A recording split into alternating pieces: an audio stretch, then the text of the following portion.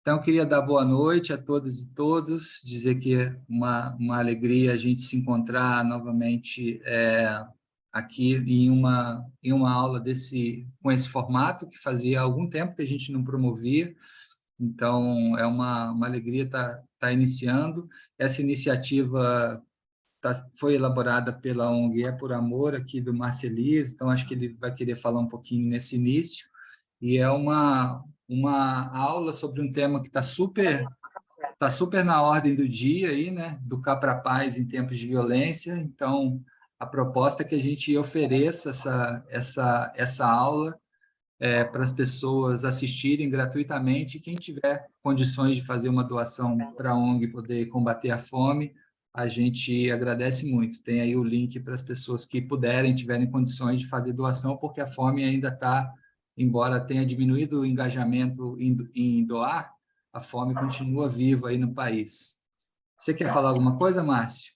Quero sim, Leandro. Bom, primeiro explicar por que que meu fundo está preto, né? Eu estou aqui em Manguinhos ainda, eu não ia ter tempo de chegar em casa para poder fazer a live, então eu estou dentro do meu carro com uma luz interna acesa, participando da live, que é um prazer, né, ter o Leandro aqui. Na verdade, essa live é uma primeira de uma série que a ONG pretende fazer.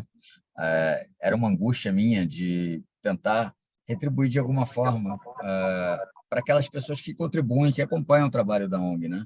Então, a gente Uhum. está pensando numa série de palestras, não para as pessoas que a gente assiste em Manguinhos ou na rua, mas para quem contribui e para quem participa ativamente no Instagram ou acompanhando de alguma outra forma a ONG. Então, como primeira pessoa, não tinha como não chamar o Leandro, que está sempre aí junto, ajudando. Foi logo a primeira pessoa que eu pensei.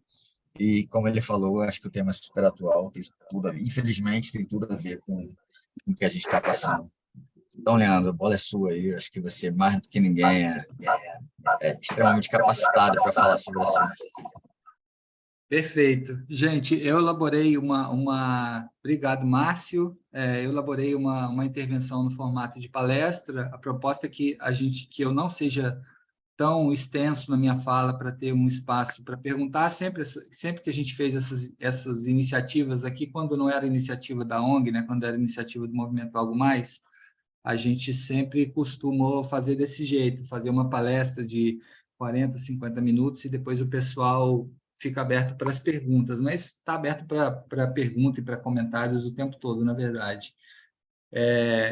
Vocês estão acompanhando aí tudo que está acontecendo, né? Teve uma série de ataques a escolas com vítimas fatais, né? Primeiro, acho que o primeiro ataque foi aquele menino que matou uma professora, né, em São Paulo. Depois teve um ataque em Santa Catarina com 4 vítimas, crianças. Teve um em Goiás recentemente que foi menos divulgado.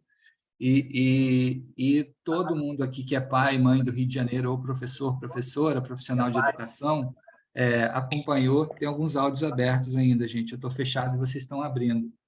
Eu fecho e vocês, sem querer, abrem de novo. Todo mundo que é pai, mãe, professor e professora no Rio de Janeiro acompanhou o terrorismo que rolou em grupos de WhatsApp de pessoas ameaçando ataques. A maior parte dessas ameaças era fake. Aliás, na verdade, todas essas ameaças eram fake, eram pessoas simplesmente querendo causar terror, mas isso aconteceu ao longo de toda essa semana. E muita gente aterrorizada, muita gente sem querer mandar filho ou filha para a escola.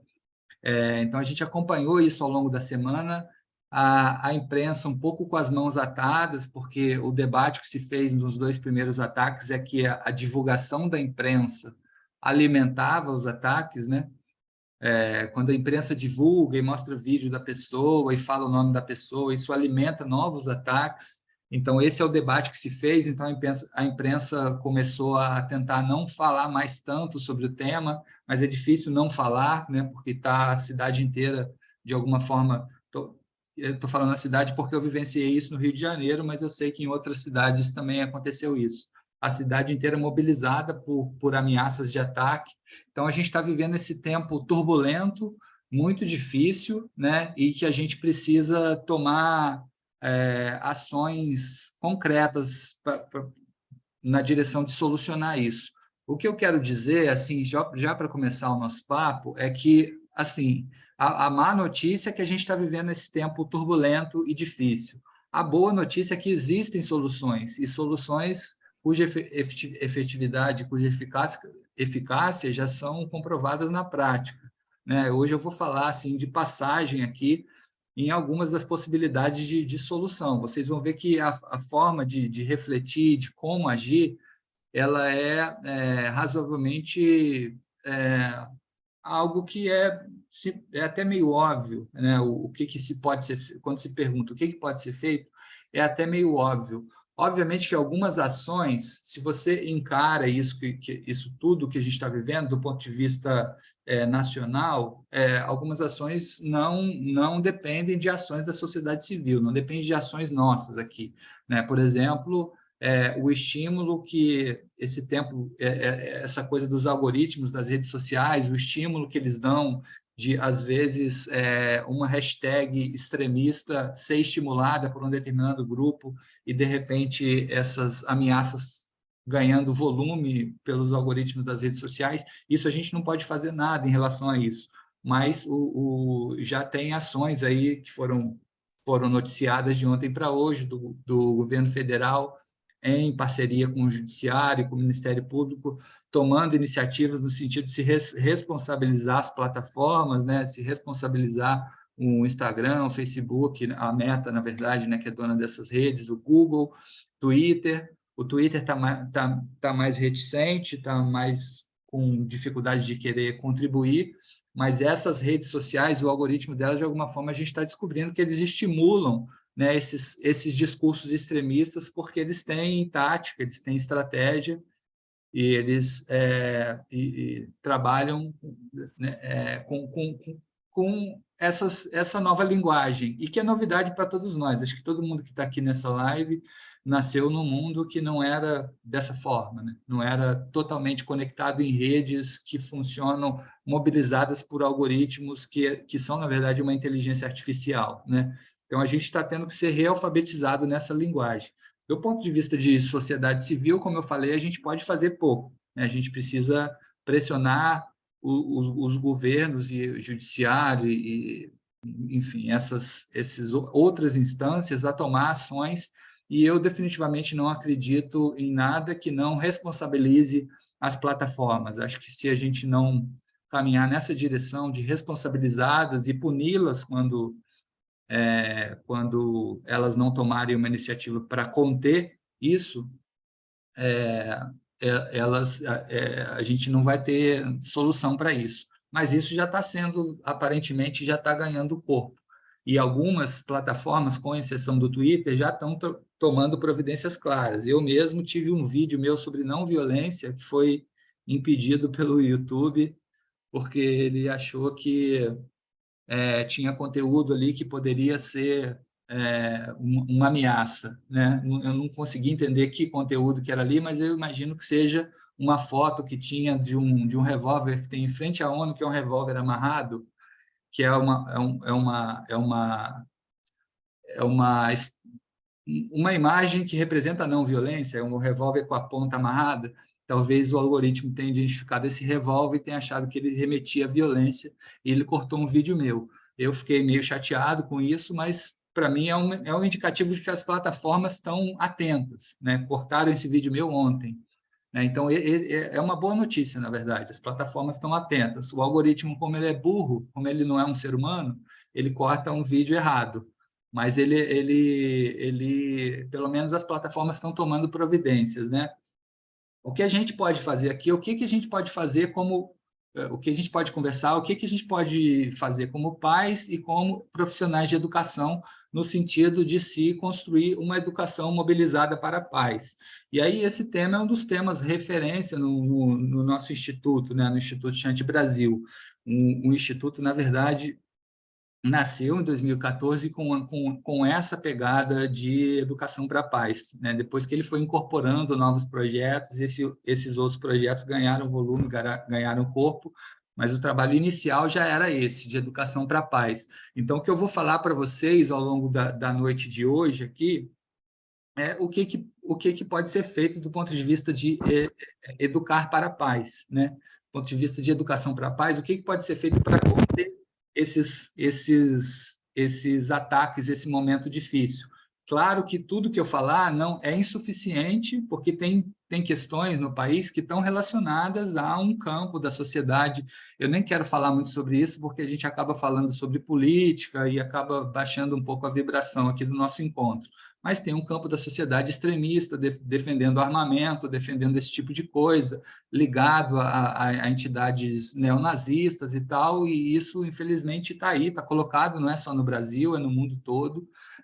Inclusive, é um campo que entende que a solução para a violência é mais violência e, enfim, acho que todo mundo aqui sabe do que eu estou falando. Não queria falar muito sobre isso para não diminuir um pouco a vibração aqui hoje. Em relação a isso, as escolas, enfim, não tem muito o que trazer. O que a gente pode fazer e entender é o seguinte: muitos desses casos eles estão assim conectados com ausência de escuta, ausência de estratégias de convivência, ausência de estratégias de solução de conflito. Basicamente é isso, assim. Espaços de escuta dentro da instituição educacional, para além da escola, não só a escola, a universidade pública e privada, a educação que é feita, educação corporativa, né? Qualquer instituição educacional precisa ter, e eu defendo isso com todo o meu pulmão, precisa ter estratégia de convivência, estratégia, espaços de escuta, né? Então, a gente já traz aqui assim, parte do problema é isso, né? Uma concepção de educação muito estruturada numa concepção produtivista, numa concepção de... Irene, tem mais gente chegando aí, eu queria pedir, de repente, de ficar atenta para ir aprovando, né? Uma concepção produtivista da educação, como se o papel da educação fosse só a aula de matemática, a aula de português, fosse só conteudismo, né? Quando, na verdade, não quero com esse papo aqui dizer que as escolas são culpadas por isso que está acontecendo, tá? Não interpretem assim. Mas só estou dizendo que as escolas precisam ter espaços de escuta, para além de simplesmente oferecer as aulas, as vivências, mas precisa ter espaços onde a pessoa possa promover a sua convivência, possa ser escutada. Então, a escola precisa ter uma estratégia para isso, mesmo que seja um tempo mínimo na sua carga horária, mesmo que seja só em alguns momentos. Mas essas pessoas que estão vivenciando dramas muitas vezes emocionais e dramas comportamentais muito profundos, elas precisam ter um espaço onde possam dar vazão para isso, né? E eu defendo que não só as escolas, né? Eu estou falando das escolas porque o tema aqui é educação, mas eu defendo que toda instituição deveria ter, as empresas, o mundo corporativo, os órgãos públicos, os níveis de ansiedade, depressão, e todos esses, enfim, essas enfermidades aí do nosso tempo, Eu vou pegar o do Mickey, tá, Lulu? Que eu não sei onde está o outro. Síndrome de burnout, síndrome enfim, síndrome do pânico, ideação suicida, tudo isso aumentou bastante com a pandemia, né, esses conflitos emocionais, e as pessoas precisam dar vazão para isso, e não são só os estudantes que precisam, os próprios educadores, né? A gente vê que também os educadores estão mobilizados por síndrome de burnout, por uma série de questões também que estão vivenciando, né? E a gente está vendo também educadores, teve um caso recente esse ano ainda de um professor que foi expulso da escola porque defendeu Adolf Hitler. Não sei se vocês acompanharam esse caso, não tem nem um mês, né, que defendeu o Adolf Hitler na sala de aula e tal. Se vocês pesquisarem, vocês vão ver esse caso. Então, isso também está afetando esses professores. Então, a gente precisa construir espaços de convivência, né? Então, assim, o que eu tenho defendido há muito tempo, antes da gente estar vivendo isso, né? Não passei a defender isso agora, é que as escolas precisam ter estratégias de convivência, nem que seja de vez em quando, não precisa ser um momento na grade, aquilo que é chamado de grade, né? Muita gente que critica esses termos, né? Um momento na grade por semana, pode ser um momento por mês, assim, mas as escolas precisam ter uma estratégia para a convivência, para promover a convivência, para promover a escuta e a cooperação. Então, para isso, tem uma série de estratégias, desde a roda de conversa até os jogos cooperativos, que promovem a cooperação, né? Então, você promover escuta, roda de conversa, cooperação, através de jogos, através de... isso é importantíssimo, né? A sensação de pertencimento. Muitos desses jovens, eles estão aderindo a... Não sei se vocês acompanharam esse debate muito... Por dentro, como eu acompanhei, mas muitos desses jovens aderem a esses grupos neonazistas, esses grupos violentos, tem a ver com uma sensação de identidade, uma sensação de pertencimento. Finalmente, alguém está dando atenção para mim, finalmente alguém está me reconhecendo como ser humano. Tem a ver com essa questão de identidade, da produção de identidade de pertencimento mesmo, de pertencer a um grupo, né? Então, é importantíssimo que antes disso, antes desse processo começar a acontecer, esse ser humano se sinta pertencente a um grupo chamado escola, que ele se sinta ouvido, que ele se sinta amado, que ele se sinta como pertencente. Então, se você faz uma estratégia de jogo cooperativo ou uma estratégia de simples roda de conversa, onde todas as falas são legítimas e são escutadas, isso produz essa sensação de pertencimento que está faltando, né? Então, precisa ter essa estratégia para a convivência, né? Que trabalha muito o valor cooperação.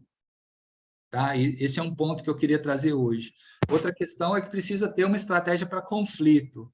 Geralmente, essa estratégia para conflito, as escolas têm porque elas são obrigadas a ter, mas porque o conflito acontece o tempo inteiro, né?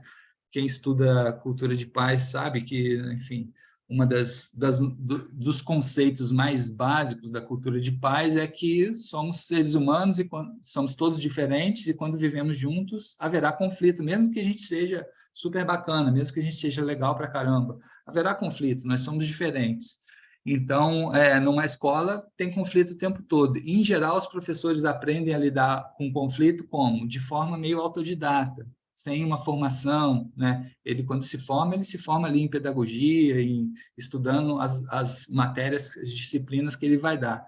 E depois, quando ele vai para o dia a dia para trabalhar, aí ele começa a administrar conflito, porque aparece o tempo todo conflito. E aí ele vai aprendendo de forma autodidata. E aí, nesse aprender de forma autodidata, ele vai ficando bom nisso, porque é uma coisa que ele faz o tempo todo, né? Esse professor imaginário que eu estou falando, ele faz o tempo todo, então ele vai ficando bom, mas ele vai aprendendo de um jeito autodidata, ele vai criando uma série de vícios, né? E como ele é muito cobrado por dar disciplinas e por falar ali no conteúdo propriamente dito, às vezes essa questão de solucionar conflito, ele soluciona da forma mais rápida, que na verdade não é uma solução. Tipo silêncio, fica quieto, se continuar fazendo isso vai para fora. Essas formas que não são tão adequadas, mas como ele é cobrado por produzir uma solução de conflito mais perene, que realmente soluciona o conflito, demanda tempo. E às vezes o profissional de educação ele não tem esse tempo. Então, ele soluciona dessa forma, fica quieto, se continuar falando, vai para fora, essas coisas que a gente está acostumado, que a gente cresceu vendo isso. Então, o que eu estou trazendo também, já falei da estratégia para convivência, tem que ter uma estratégia para conflito também. E, se possível, essa estratégia para conflito tem que ser mais madura, né? Não pode ser essa coisa autodidata, né? A gente precisa profissionalizar a educação, né? Existe gente estudando conflito, estudar a cultura de paz é estudar, na prática, você estuda conflito, como é que você soluciona conflito, né? Existe muita gente estudando com isso, trabalhando com isso, esse trabalho ele precisa ser profissionalizado, né? Precisa ser, os profissionais de educação precisam saber quais são as melhores estratégias de se lidar com conflito. Então, a gente precisa avançar muito nessa direção, né? E eu ainda vejo predominar muito, até estou vendo isso nesse debate grande que está fazendo sobre o novo ensino médio, que agora está em xeque, né? Muita gente defendendo o novo ensino médio, que é uma coisa boa e tal, que o ensino médio sempre foi muito ruim, outras pessoas dizendo que o novo ensino médio é uma tragédia, é terrível, tal, outras pessoas dizendo que algumas coisas são boas e outras coisas são ruins. Esse debate está colocado aí.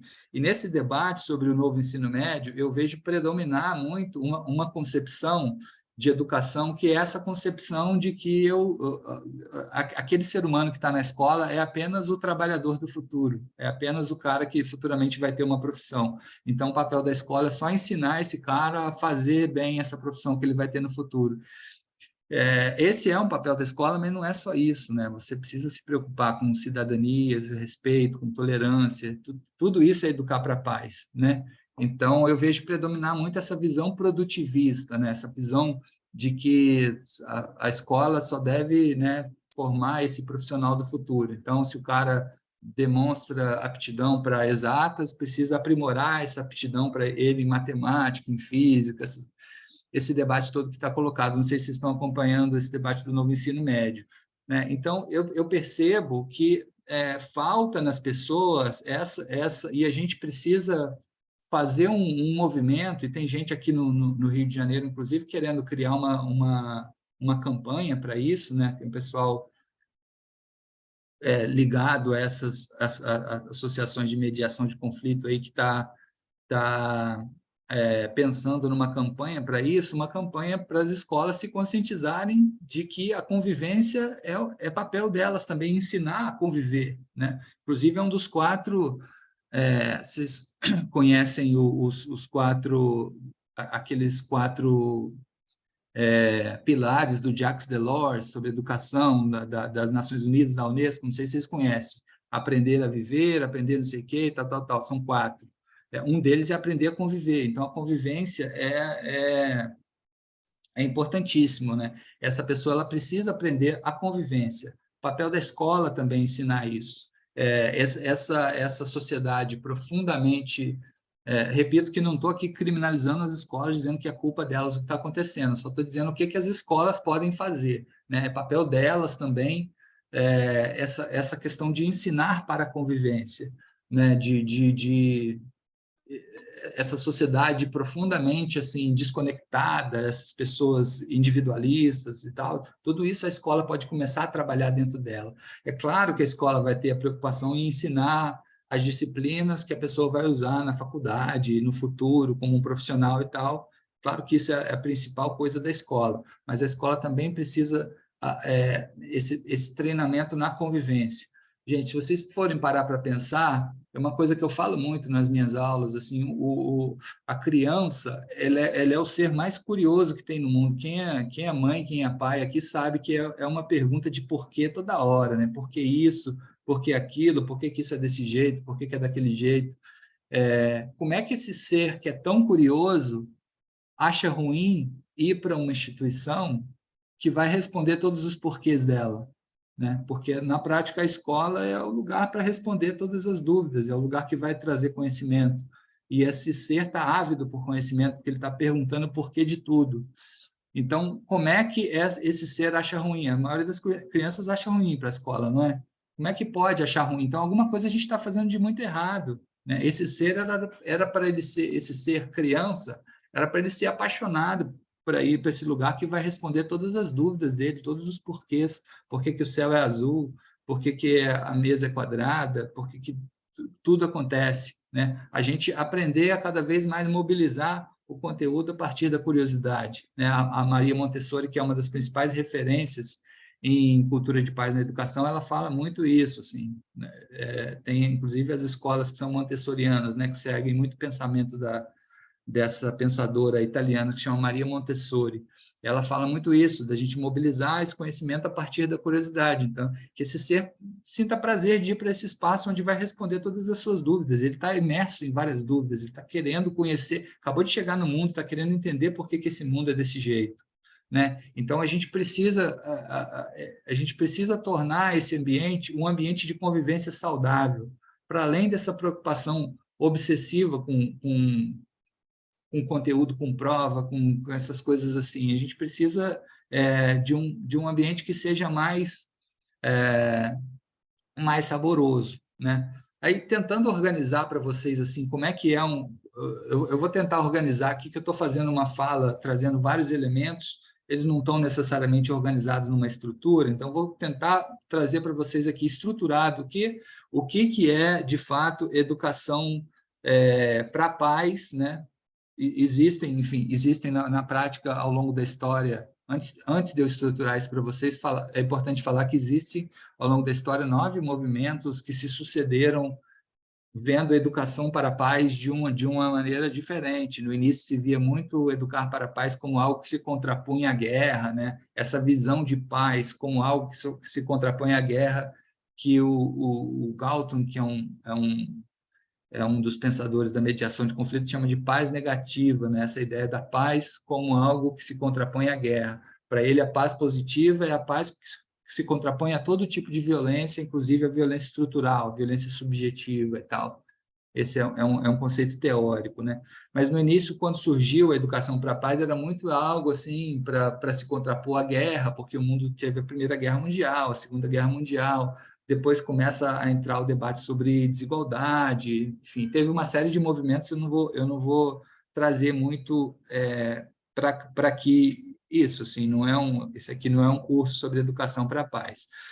Só queria sistematizar, estruturar para vocês entenderem com mais clareza o que a gente chama quando a gente fala que queremos educar para a paz, quando a gente diz que quer educar para a paz, como é que isso se organiza, principalmente a visão do nosso instituto, mas não é só a visão do nosso instituto, todos os projetos que eu estou vendo de educação para a paz, eles de alguma forma podem ser ordenados da maneira como eu vou trazer para vocês aqui agora.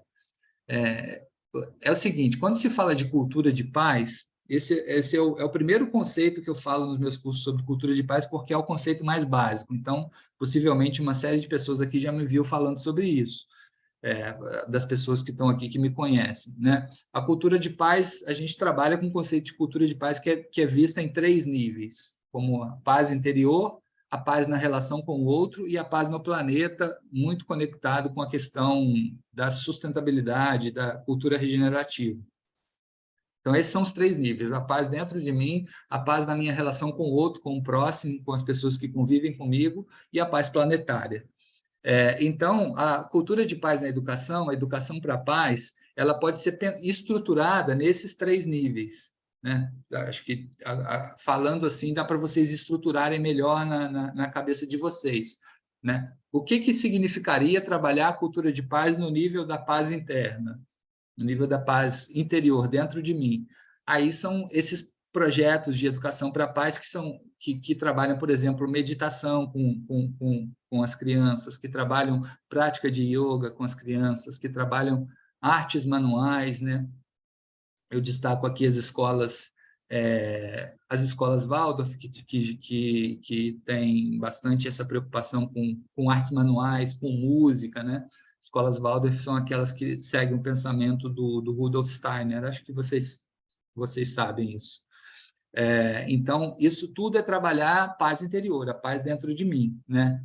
E tem uma série de projetos de educação para a paz que são mais focados nesse tipo de concepção, de trabalhar a paz interior. Inclusive, quando tem o fundador da Unipaz, se chama Pierre Weil, né, que é um autor conhecido, é um francês que viveu no Brasil, ele tem uma concepção próxima de educação para a paz que é muito conectada com isso, ensinar a meditar, ensinar a praticar yoga, né, artes manuais, né, eventualmente uma ação com culinária, com fazer pão, né? Algumas escolas europeias têm muito essa coisa de ensinar a fazer pão, ensinar a fazer biscoito, que isso tem a ver com paz interior? Porque você, quando está numa atividade ali repetitiva, né, uma atividade que te traz para a atenção plena, para um estado de presença, esse estado de presença mobiliza essa paz interna.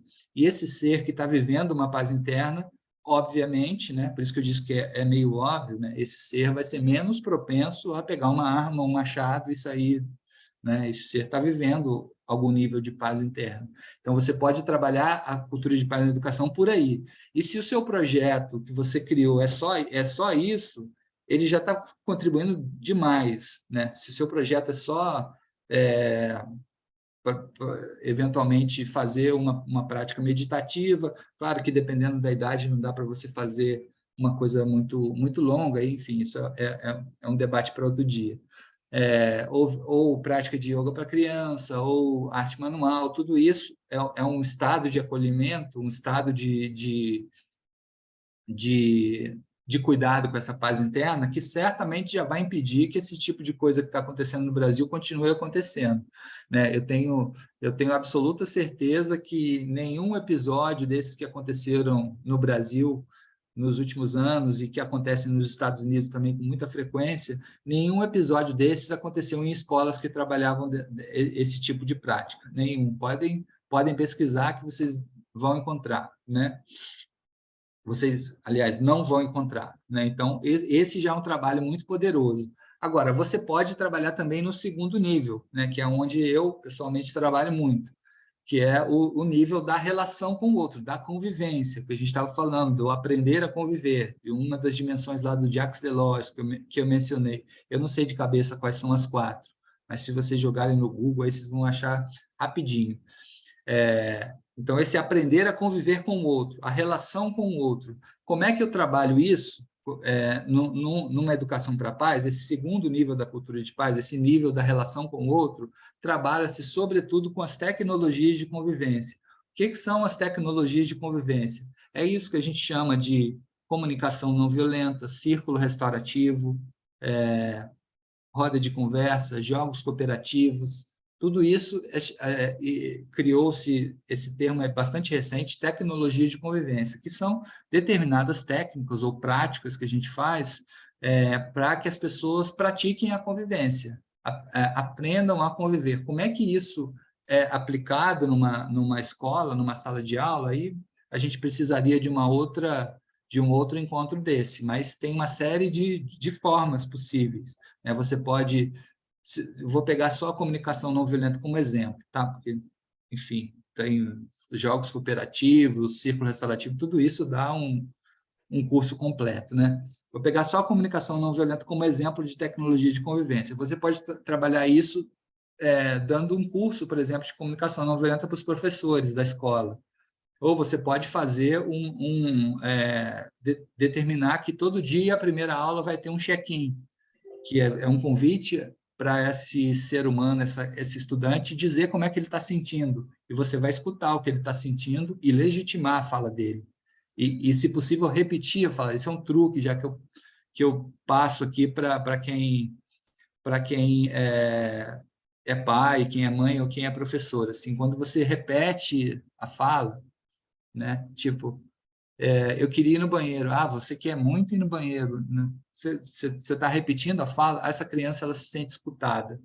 Então, você pode elaborar essas estratégias de CNV no cotidiano, dar aula em círculo, dar aula em conexão com a natureza, ou ao invés de check-in, não dá para fazer check-in, faz um check-out naquele dia, né? Talvez a primeira aula do dia, ou ter um círculo por mês, né? Então, elaborar uma estratégia de convivência, né? Ou você pode dar uma aula sobre comunicação não violenta para os estudantes, não só para os professores. Então, tem uma série de formas que você pode incorporar as tecnologias de convivência ao cotidiano, né? E aí, quando eu vejo aí pelo país, tem muitas iniciativas interessantes de educação para a paz no país, né? Estou, esse ano, descobrindo várias novas, felizmente. Me dá até vontade de viajar ao Brasil para conhecer essas experiências de educação para a paz, mas falta tempo para isso, né? As pessoas vão criando a forma delas de usar essas tecnologias de convivência no cotidiano. Cada um vai criando uma estratégia a partir da lógica daquela cidade, daquele estado, da escola, o que é mais Basicamente, as tecnologias de convivência são a melhor forma de você trabalhar esse segundo nível da cultura de paz, tá? E é importante dizer também, acho que uma observação que eu gosto de fazer é que sempre que eu menciono as tecnologias de convivência, eu menciono os jogos cooperativos, né, que são jogos que trabalham a partir da cooperação, não tem vencedor, né, trabalham valores, tudo isso. Então, eu sou muito fã dos jogos cooperativos e gosto de fazer jogos cooperativos aonde eu atuo, embora eu não seja um grande especialista, mas eu gosto de fazer, até porque eu me divirto quando faço. Mas o que eu queria observar aqui é que, quando eu falo de jogos cooperativos, eu não queria deslegitimar os jogos que não são cooperativos, os jogos que são competitivos.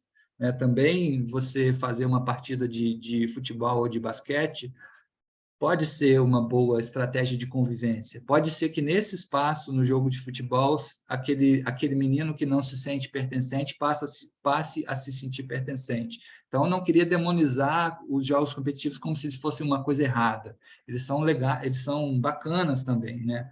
Os estudantes se divertem, enfim, às vezes eles são... Não queria deixar que fosse algo que fosse escanteado. Então, tem esse elemento. E a questão da paz planetária, a gente trabalha a partir, estou falando dos 3 níveis, né? Agora o terceiro nível, paz planetária. Você trabalha através de educação para sustentabilidade. Então, estou falando isso para a gente registrar que, quando se fala de educar para a sustentabilidade, você também está educando para a paz, né? Educar as pessoas para que elas tenham uma boa relação com a natureza e uma relação respeitosa com a natureza, isso traz paz, porque, vejam, nesses 3 níveis, eles têm relação, a gente faz essas classificações, mas eles têm relação um com o outro. A pessoa, quando ela está mal internamente, ela vai ter uma convivência pior com o outro, é meio evidente, né? Se ela está mal, se ela está num dia triste, ela vai ter, na convivência humana, ela vai estar pior. Então, esses 3 níveis da paz, eles têm relação uns com os outros. Então, se a pessoa tem uma convivência com a natureza, se ela tem uma respeitabilidade com a natureza, isso vai alimentar a paz interior dentro dela também, né? Então, a educação para a sustentabilidade também é uma estratégia de promoção de paz, né? Às vezes, a escola ter ali uma aula sobre plantio, uma aula sobre compostagem, essas coisas assim, bem clichê mesmo, mas porque que para a criança, para o adolescente, é uma coisa que a pessoa vai colocar a mão na terra, o pé descalço na terra, e vai vivenciar ali um momento de pertencimento, um momento de paz. Então, isso também claro que a gente vê vários projetos aí que se chama Educação para a Paz e para a Sustentabilidade. Coloca muito isso no título, porque falar que está educando para a sustentabilidade, hoje em dia você até facilita a pessoa a conseguir um financiamento, a conseguir... Mas, na prática, educar para a sustentabilidade também é educar para a paz. Essa é uma mensagem que eu queria trazer aqui, tá? E isso também é uma dimensão. Então, isso que eu queria trazer, assim, essas 3 dimensões são trabalhadas com essas estratégias. Isso que assim, é fácil entender, né? Como é que você trabalha a paz interior? Trabalha oferecendo uma prática meditativa, oferecendo uma prática de yoga. Como é que você trabalha a convivência? Oferecendo uma prática de CNV, criando uma roda de conversa uma vez por mês, criando um jogo cooperativo de vez em quando, e a paz planetária através de uma educação para a sustentabilidade. Se puder dar aulas em círculo, dar aulas em conexão com a natureza, isso tudo alimenta. Então, vejam que é simples entender o que a gente precisa fazer, né? E como vai fazer, mas como que eu faço um planejamento de educação para a paz na minha escola? Basta pegar isso que eu falei e fazer um planejamento você mesmo, a partir da realidade da sua escola, em diálogo com os seus professores, porque o educador, ele vai ter se você já chegar com um projeto pronto para ele, formatado, ele vai ter uma tendência, não todos, mas alguns vão ter uma tendência a resistir. Esse cara está tentando me ensinar como é que eu educo agora? Então, você precisa criar isso em diálogo com ele opinando, não, eu acho que por aí não, acho que vamos fazer desse jeito e tal. E aí, em diálogo com os professores vão se sentir pertencentes a esse projeto, e esse projeto vai passar a vigorar nesse espaço, né? Então, é dessa forma que a gente mobiliza. A Thaís está caindo toda hora, né? Estou aqui colocando ela várias vezes para dentro.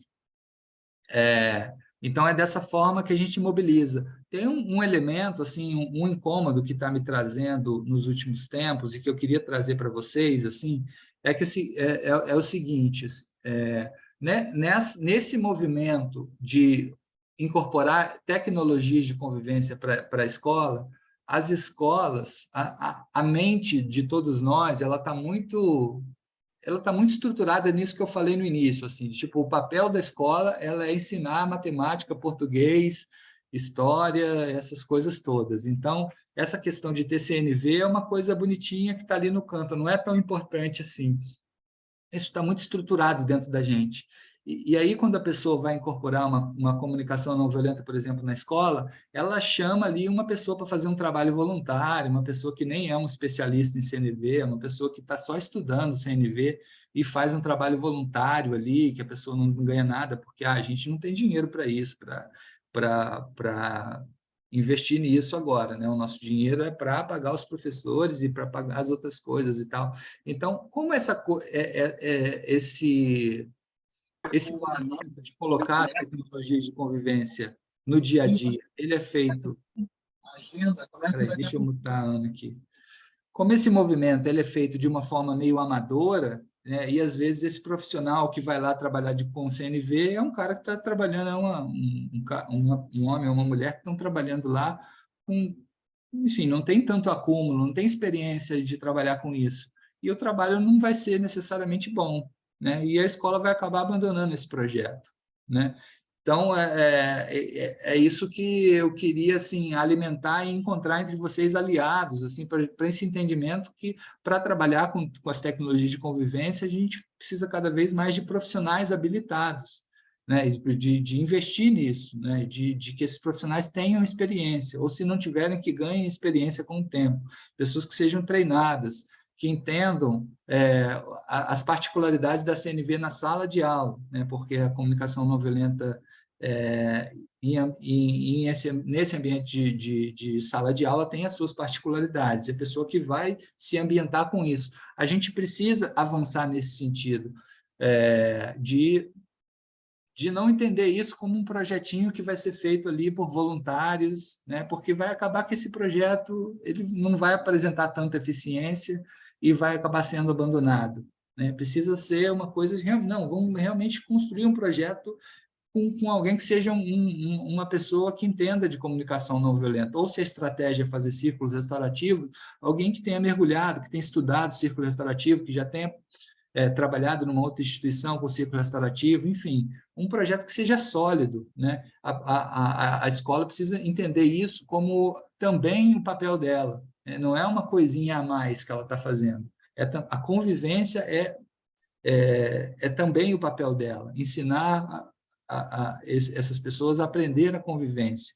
Então, isso que eu queria trazer, assim, porque eu vejo muitas... vira e mexe, assim, eu vejo, às vezes, em alguns grupos de WhatsApp, a pessoa, assim, a minha escola está com níveis altíssimos de violência, eu queria ver se alguém topa vir aqui e dar uma palestra gratuita sobre comunicação não violenta, isso eu vejo o tempo todo. E aí a pessoa que vai topar ir lá dar uma palestra gratuita sobre comunicação não violenta, às vezes nem é uma pessoa que entende de comunicação não violenta, é a pessoa que se dispôs a fazer isso.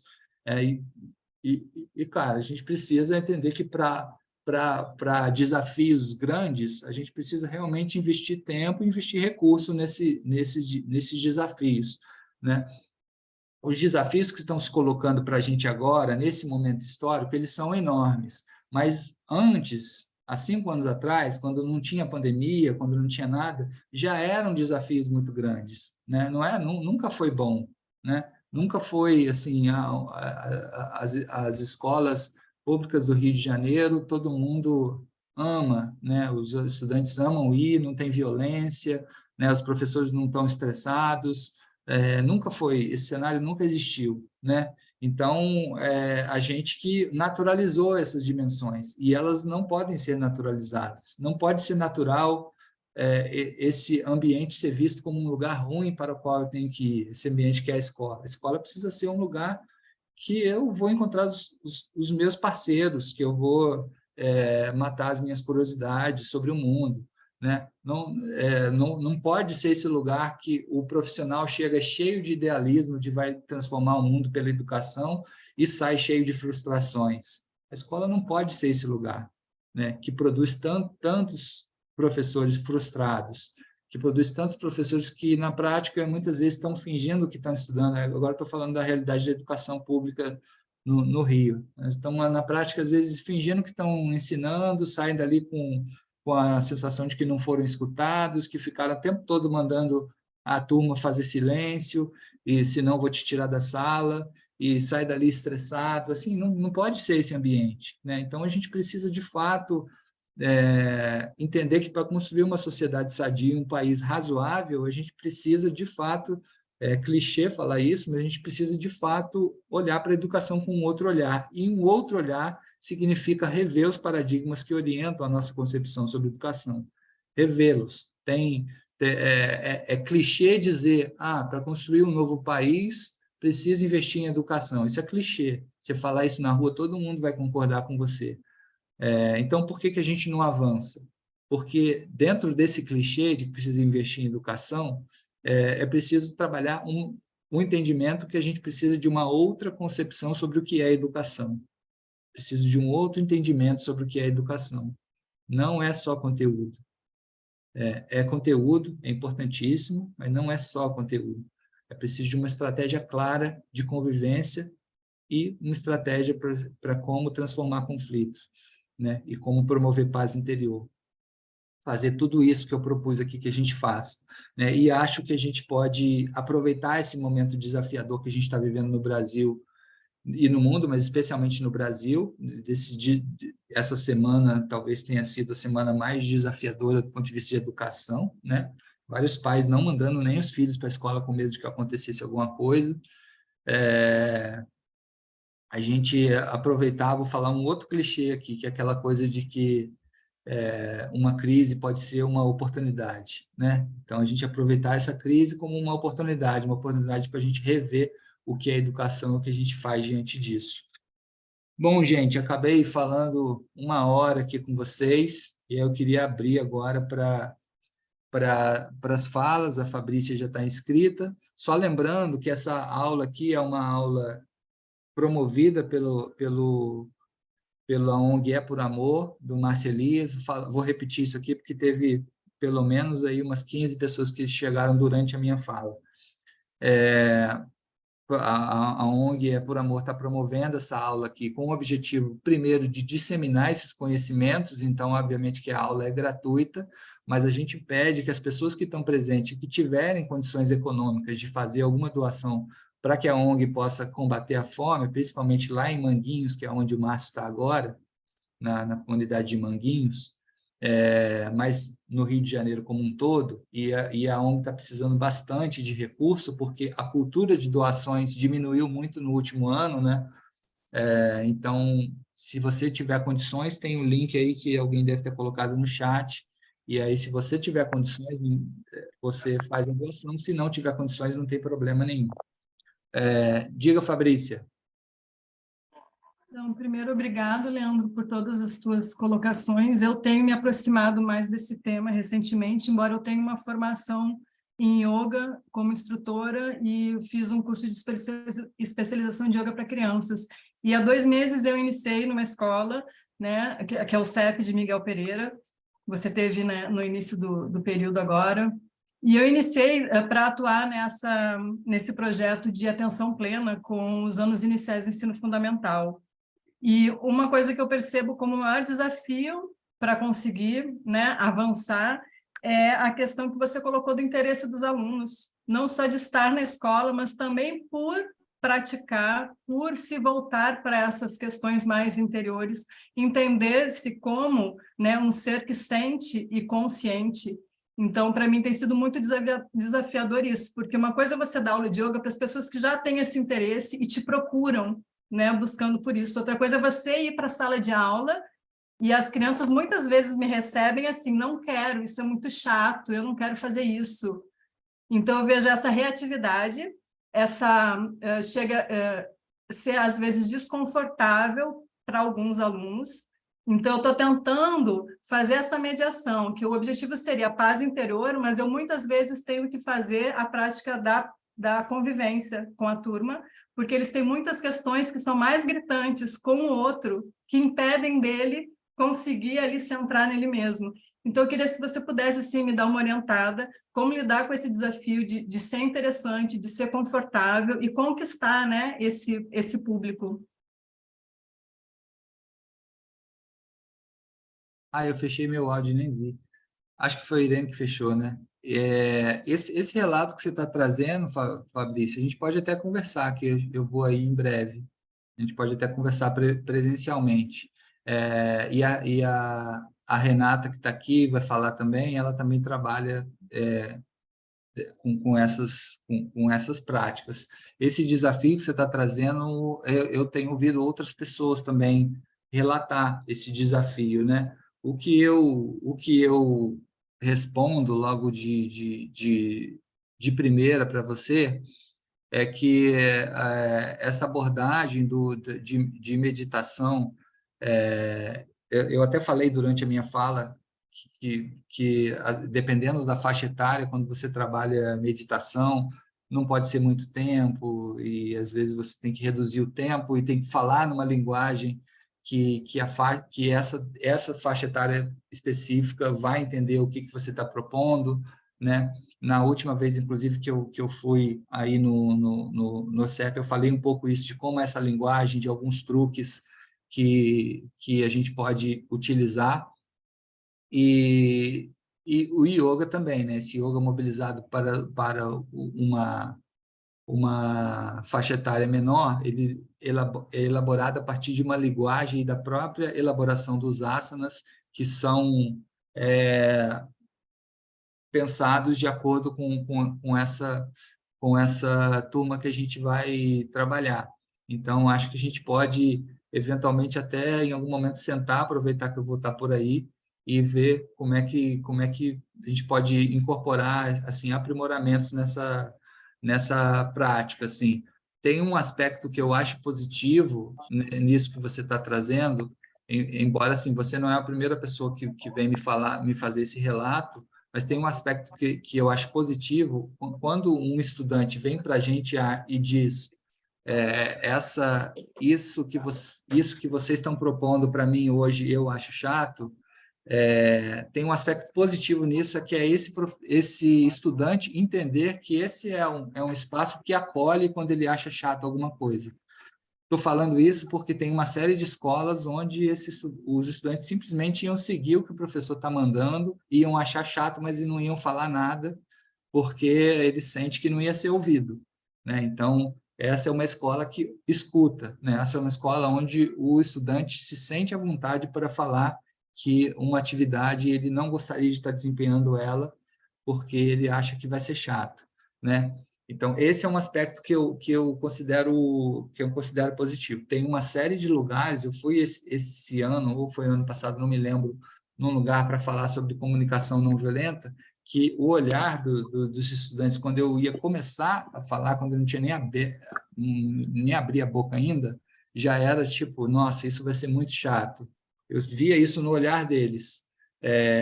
E aí eu tive que, enfim, reelaborar tudo logo no início. Mas ninguém falou isso para mim, porque internamente eles provavelmente não estão acostumados a ter escuta, né? Então, eu celebro esse lugar de que eles sentem que esse é um espaço de escuta. Eles sentem que vão ser escutados e eles sentem que você vai tentar trabalhar essa atividade de uma forma com que eles não achem chato, né? Eu queria até convidar, eu sei que a Claudinete se inscreveu antes, mas talvez a gente podia dar a palavra para a Renata antes, que ela também está inscrita, para que talvez ela fizesse, eu não sei o que ela quer falar, Renata, mas talvez você podia também comentar isso que a Fabrícia trouxe. Pode ser assim? Então, foi para isso mesmo que eu levantei a mão. Eu me empatizei com a fala da Fabrícia, porque, assim como ela, eu sou professora de yoga e mindfulness nas escolas. E dentro da grade, né? Então, não é algo opcional para eles. É muito desafiador também, mesmo sendo escolas particulares, em que supostamente a gente acha que há um entendimento. Eu dou aula para ensino médio em uma das escolas, e na outra eu dou aula do ensino infantil até anos iniciais do Fundamental 2, né? Para as crianças menores é até mais fácil, eu acho. Sempre tem alguns que são muito resistentes, acham chato, só quer jogar futebol, né? Geralmente são os meninos, né? Que querem jogar futebol e acham que ficar parado, respirando, acha que yoga é ficar parado, respirando. Então, assim, já para começar, eu costumo fazer uma aula assim bem divertida, bem ativa, com postura dos bichos, como o Leandro falou, né? Usando essa questão lúdica dos bichos, muita brincadeira, trazendo protagonismo para eles depois de um tempo que eles já conhecem as posturas. Então, eu levo cartas com as posturas, as cartas, o baralho dos bichos, você deve conhecer, do João Caré, e outros baralhos também, que aí tem figuras, tem muita cor, né? Eles gostam bastante. E aí eu peço para eles serem professores por um dia, então cada aluno vai lá na frente e faz uma, duas posturas, e os outros alunos, né, replicam. Enfim, uma série de estratégias. Não é fácil. Contação de história, sempre levo muita história, que tenha posturas ou não, e eu insiro as posturas no meio das histórias, geralmente histórias que tenham bichinhos, eu consigo adaptar. Enfim, estratégias a gente precisa ter, essas cartas na manga, porque isso acontece, às vezes a turma está indo muito bem e, de repente, um dia, né, dá um tilt. E aí você tem que ter essas estratégias, essas cartas na manga para a gente estar conseguindo reverter isso um pouquinho. Mas isso você falou de trazer dinâmicas, né, entre eles, né? Nesse segundo nível que o Leandro falou, porque existem muitas questões entre os estudantes, isso não permite que eles se permitam, né, essas atividades, né, que eles vão estar fazendo um mergulho interior, né, de qualquer forma. Achei muito interessante. E uma prática que você pode estar fazendo, que eu faço muito com eles, são aulas em dupla. Em dupla, às vezes em trio. Aí eu peço para trocar as duplas. E aí a gente faz as posturas em duplas, a gente faz as dinâmicas de mindfulness em dupla. E é muito bacana. E eu peço sempre, cada aula, trocar de dupla, para não ficar, né, aquela panelinha, né? Sempre a mesma dupla, ou é muito importante para criar conexão, criar vínculo, né? Desfazer essas questões internas, né, da turma. Então, era isso que eu queria comentar, aproveitando assim, o que eu procuro fazer, né? Não sei qual formação que você fez para dar yoga para crianças, mas minha formação é yoga educativa, com o Maurício Salem, então ele realmente é espetacular nesse sentido, ele traz um repertório maravilhoso. Se você não tiver feito, eu recomendo fazer com ele. Bacana. Obrigado, acho que já fica te respondido aí em parte, mas vamos ver se a gente se encontra, de repente você podia deixar aí o contato, a gente se encontra depois para conversar mais, Fabrício. E queria destacar aí nessa fala da Renata o baralho dos bichos, que é uma coisa para a gente utilizar bem, e contação de histórias também é uma tecnologia de convivência interessante da gente trazer Ia estar até aqui a Giane, que dá essa aula de contação de história, mas acho que ela ainda não chegou, ela deve estar atendendo. Ela ia estar aqui hoje. Se ela chegar, a gente pede para ela falar um pouquinho sobre isso, que é um instrumento também para a gente incorporar aí. Claudineia e depois Gladys. Tá aí, Claudineia? Tá aí. Boa noite. Prazer estar com vocês. Todo mundo me ouve? Tranquilo? Bem, eu sou professora de História e Artes, trabalho geralmente com grupos de periferia e eu tento trabalhar com meus alunos muito essa prática da comunicação não violenta, né? Às vezes a gente chega, o professor também está muito cansado de todas as bombas estarem explodindo dentro da escola e eles serem responsáveis ali por resolver todos os problemas.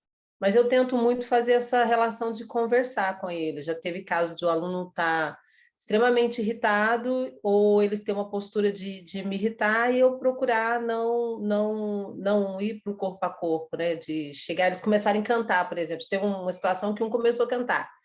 E aí, ao invés de eu ficar brava com eles, eu falei, beleza, então, galera, vocês, enquanto eu passo no quadro, vocês cantam alguma coisa. Quando eu parar para explicar, vocês me ouvem.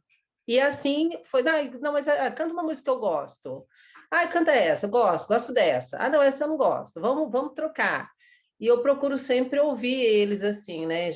O telefone, aí um colocava o celular para tocar, o outro colocava para tocar. Às vezes acontece isso muito com esse ano, que eles querem criar uma polêmica também. Aí eu sempre, professora, tem um telefone tocando. Tudo bem, alguém esqueceu de desligar. Você não vai fazer nada? Não vai abrir? Não, gente, alguém esqueceu de desligar, ele vai desligar, calma. E tento não dar assim, tanta atenção para aquela situação e depois eu procuro conversar.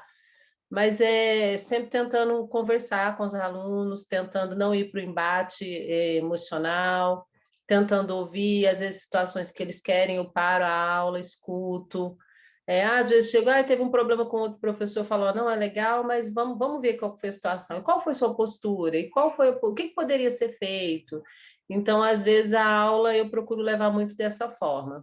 E quando dá, eu falo sempre para eles, enfatizo muito assim, eu trabalho aqui porque eu trabalho com vocês. Não adianta eu estar aqui se vocês não estiverem. Então, nós temos que trabalhar junto. Então, ou nós arrumamos um meio de trabalhar junto, principalmente com turmas mais difíceis, às vezes começo do ano, e tem funcionado bem.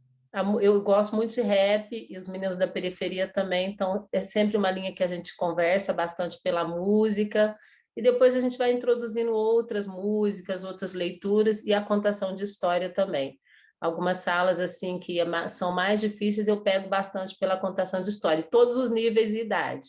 Sempre tem uma historinha, alguma coisa que a gente conta, eles relaxam, procuram ouvir. Mas eu conheço um pouco da cultura de paz e estou gostando muito de aprender acompanhando vocês. Preciso aprender muito ainda, viu, gente? Estou vendo aqui, estou falando um pouquinho de como eu tento e como tem funcionado para mim com essa prática da cultura de não violência. É não ir para o embate da violência, às vezes, que eles querem que a gente parta para o limite, e aí eu procuro evitar de chegar nesse limite ao máximo. Então é isso, obrigado pela oportunidade. Obrigado, Claudineia, que lindo seu trabalho. Fiquei feliz aqui de te ouvir. Gladys. Boa noite. Bom, eu sou médica e o que eu queria falar é o seguinte, é que muitas vezes eu vejo que nas escolas você até vê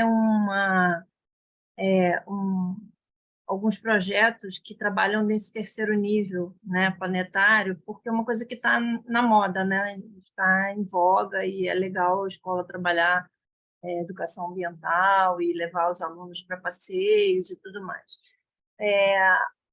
Esse trabalho no primeiro nível é super importante, mas eu acho que às vezes na escola você acaba tendo que trabalhar no segundo nível, que é o mais urgente para as próprias pessoas que estão nesses ambientes de convívio, né?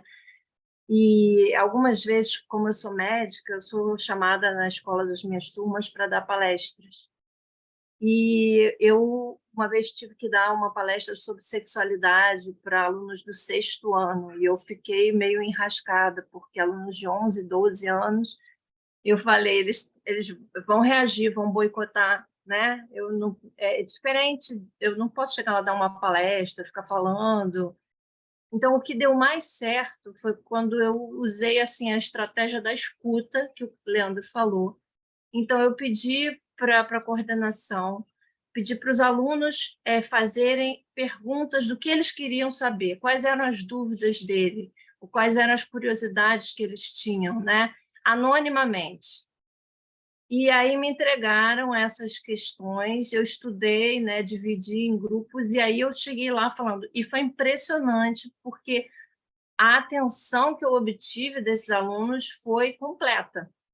Inclusive, quando eu terminei, alguns grupos me procuraram para falar de questões assim, pessoais que estavam passando em determinados grupos, como eles se sentiam pressionados ou não a determinadas coisas, nessa questão de pertencer a um grupo, serem obrigados a agir de determinadas formas.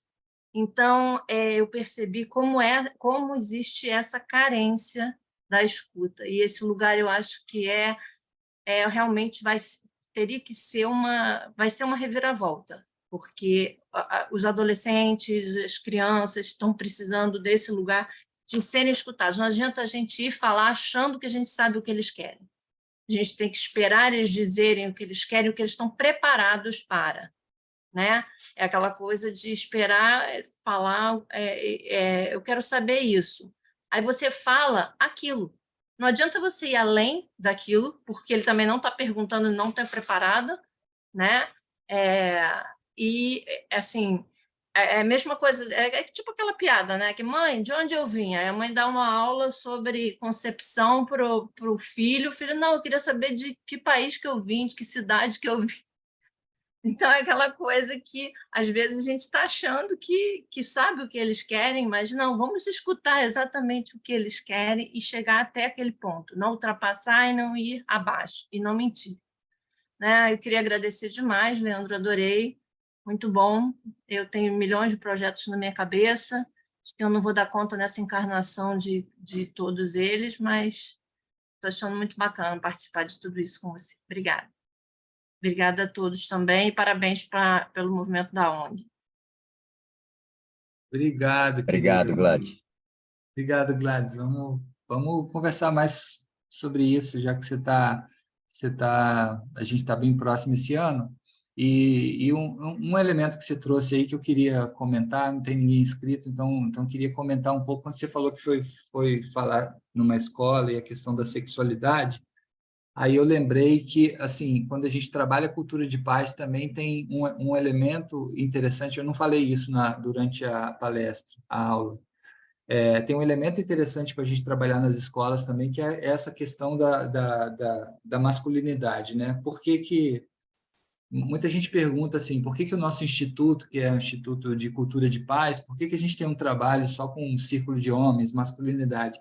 Porque a gente foi descobrindo, ao longo da nossa investigação, que como a paz na leitura do Galtung, é o contrário de violência, né? Falei isso aqui durante a palestra.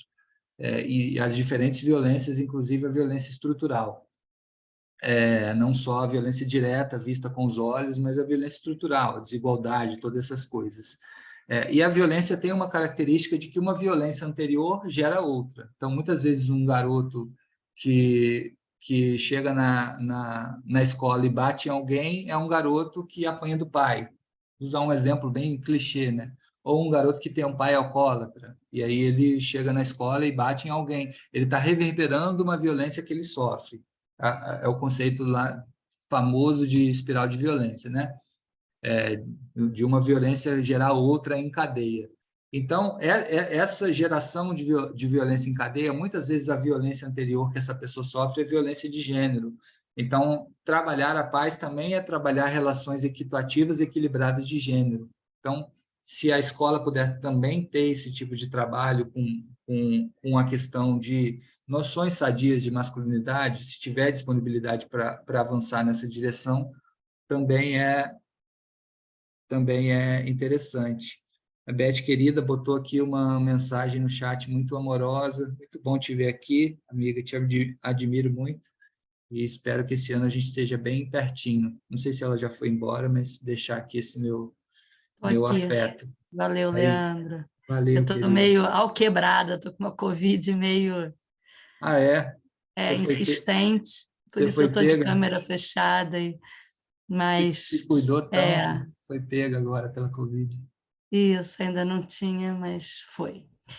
E eu acho que é importante, né, que as pessoas saibam desse seu projeto no CEP, que a gente tem, Sim, para lá desse momento que a gente está vivendo, que a gente tem esse trabalho tão consistente com você e tão bonito e que tem nos rendido frutos muito importantes. sim. Tamo junto, querido. Semana que vem tô aí. Mais alguém quer falar, gente? 8h20, geralmente a gente vai até 8h30, então dá tempo ainda. Não sei que ninguém queira mais falar nada. Deixa eu ver se eu... Oi, Leandro, eu não sei levantar minha mão aqui. Tudo bom? Diga lá. Luísa, Diga, Luísa. eu adoro te ouvir falar sempre. Acho que você traz muitas contribuições nesse momento. Enfim, precisa falar disso, né? Eu acho só que a gente também tem que incluir as famílias nesse debate.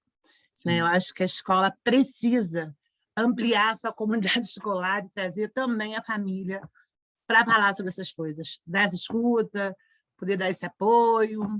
Enfim, só para contribuir um pouco aí.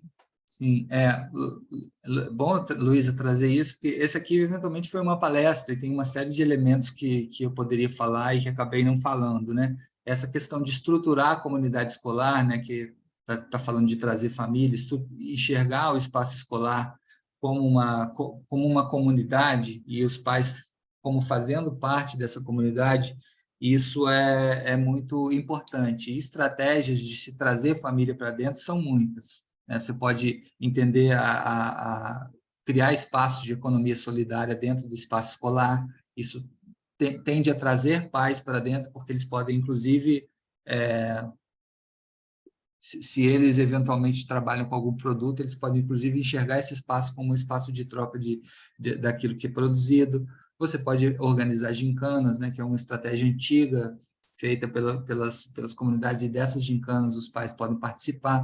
Então, enfim, tem uma série de atividades que você pode incorporar esses pais. Geralmente, isso no ensino público, no ensino privado, isso tem uma dimensão diferente, que é a seguinte: o ensino privado ele é pago, né? Os pais pagam para o filho estudar naquela escola.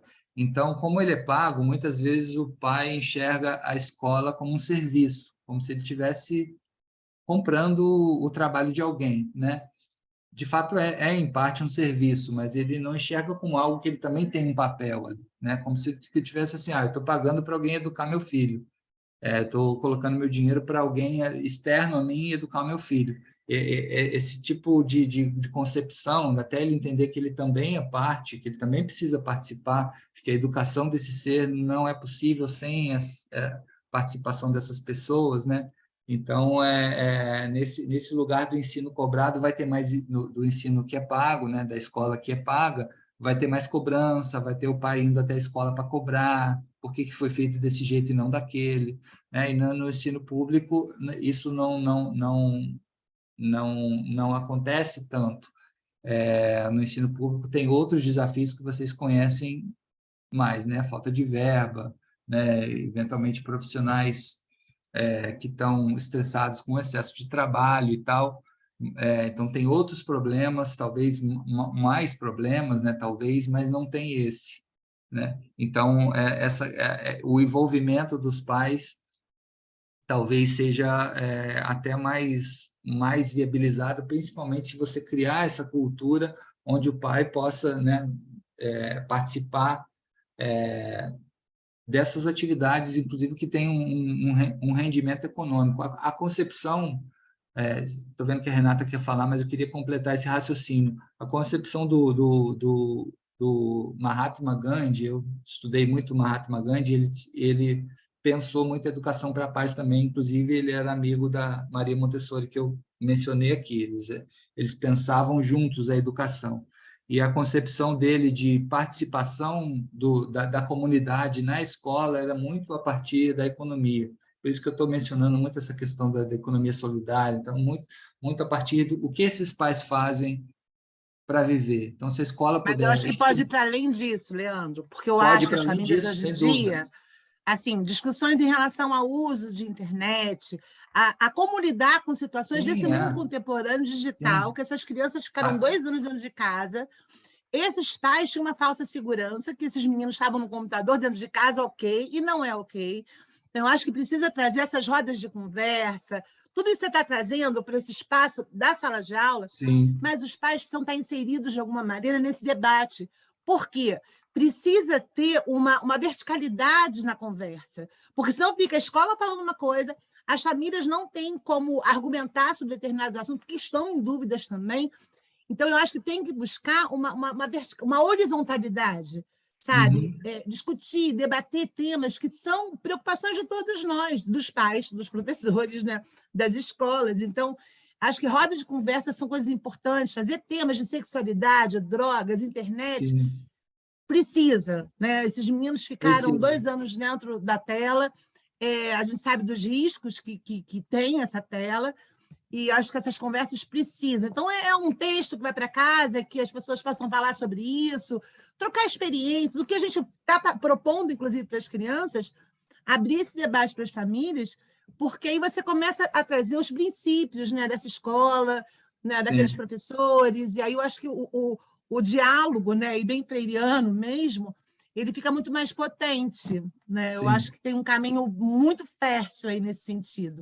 Desculpa, Renata, só porque eu acho que também é um pouquinho mais. Não, legal, precisa, assim, nesse lugar de ver a escola como uma espécie de um centro mobilizador da comunidade, como se fosse o lugar onde todas essas práticas e esses saberes se organizam.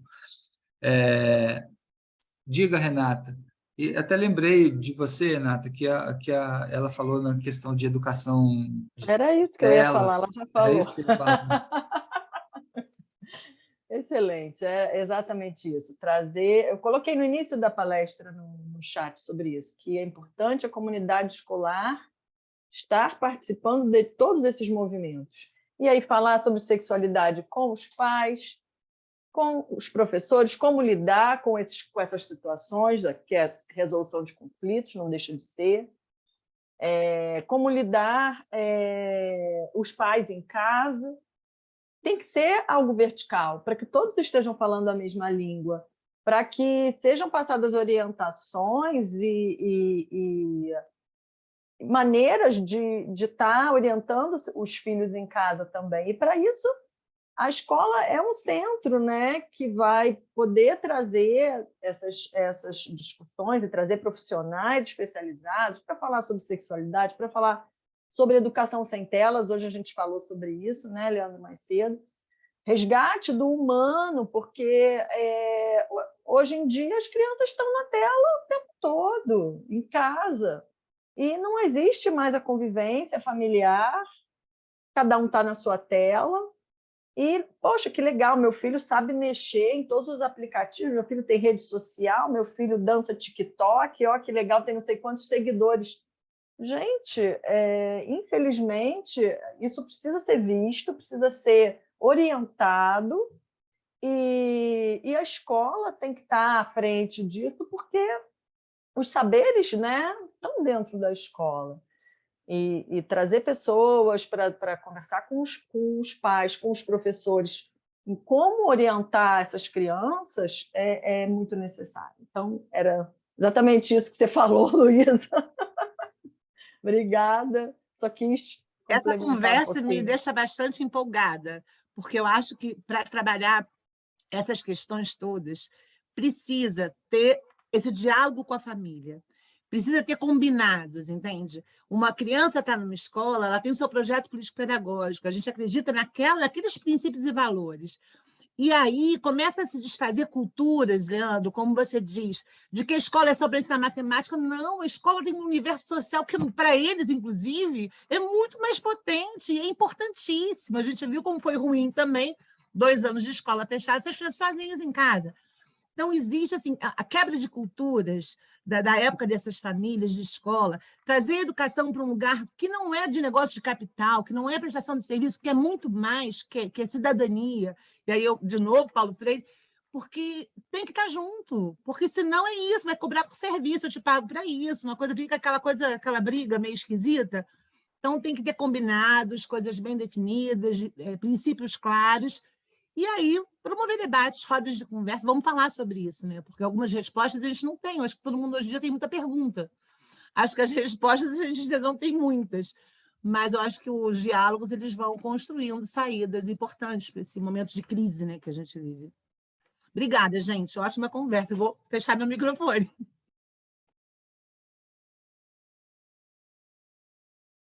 Leandro, você está mudo. Verdade.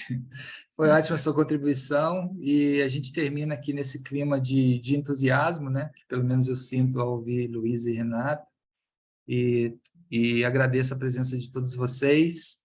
Coloquei aí por último novamente, acho que a Irene colocou em alguns momentos também aí o link e o Pix para quem quiser ajudar aí É por Amor no combate à fome.